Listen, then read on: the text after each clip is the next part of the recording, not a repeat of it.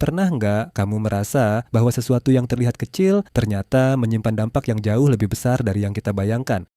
Sebuah kata, sebuah ejekan, sebuah tawa kecil.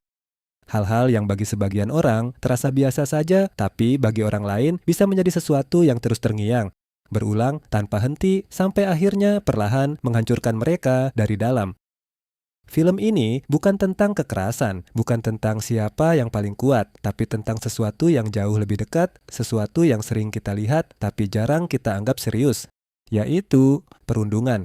Dan bagaimana satu tindakan kecil yang dianggap sepele bisa berujung pada sesuatu yang tidak bisa diperbaiki lagi. Sekolah seringkali digambarkan sebagai tempat belajar, tempat berkembang, tempat mencari jati diri. Tapi kenyataannya, tidak semua orang merasakan hal yang sama.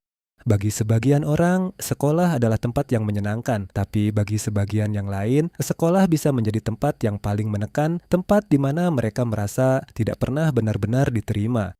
Dan di antara semua itu, ada satu hal yang sering terjadi, tapi jarang benar-benar dipahami.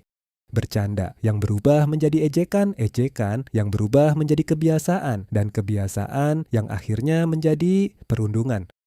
Franciscus bukan anak yang berbeda jauh dari yang lain. Dia tidak aneh, tidak mencari perhatian, tidak membuat masalah, tapi justru karena itu dia terlihat mudah dijadikan target. Awalnya hanya satu orang, lalu dua, lalu semakin banyak. Dan seperti kebanyakan kasus, semuanya dimulai dari hal kecil. Panggilan nama, candaan yang berulang, komentar yang terdengar ringan, tapi terus diulang setiap hari tanpa henti. Sampai akhirnya, itu bukan lagi sekadar candaan, tidak semua luka terlihat. Ada luka yang tidak berdarah, tapi terasa jauh lebih sakit. Franciscus mulai berubah perlahan tanpa disadari banyak orang. Dia menjadi lebih diam, lebih tertutup, lebih sering menyendiri. Dan yang paling berbahaya, dia mulai percaya bahwa semua yang dikatakan orang tentang dirinya adalah benar. Ketika seseorang terus-menerus diberi label, lama-lama dia akan menerimanya.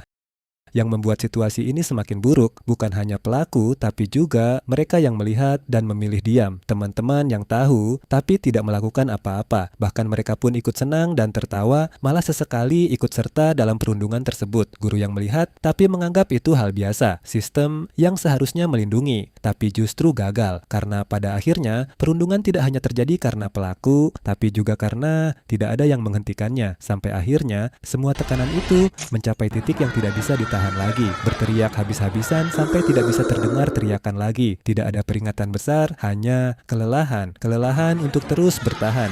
Dan di titik itu, Franciscus berhenti berjuang. Kehilangan tidak pernah mudah, tapi kehilangan karena ketidakadilan jauh lebih sulit untuk diterima. Benjamin tidak hanya kehilangan saudaranya, dia kehilangan kesempatan untuk melindungi, kesempatan untuk membantu, dan yang tersisa hanyalah satu hal: penyesalan yang berubah menjadi kemarahan.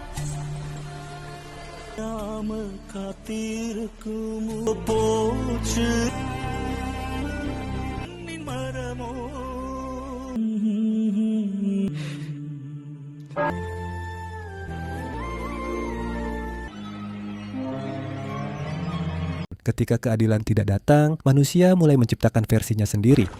Bukan karena mereka ingin, tapi karena mereka merasa tidak ada pilihan lain.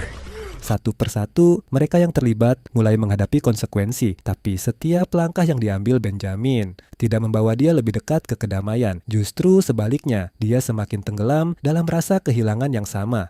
Pada akhirnya, balas dendam tidak pernah benar-benar menyembuhkan. Itu hanya memberikan ilusi bahwa sesuatu telah diperbaiki, padahal yang hilang tetap tidak akan kembali. Dan mungkin pelajaran terbesar dari semua ini bukan tentang siapa yang salah, tapi tentang seberapa sering kita melihat sesuatu yang salah dan memilih untuk tidak melakukan apa-apa. Menurut kamu, apakah Benjamin bersalah atau dia hanya hasil dari dunia yang gagal melindungi? Tulis di komentar, gue pengen tahu pendapat kamu. Kalau kamu suka pembahasan film yang lebih dalam seperti ini, jangan lupa subscribe karena masih banyak cerita lain yang akan kita bahas.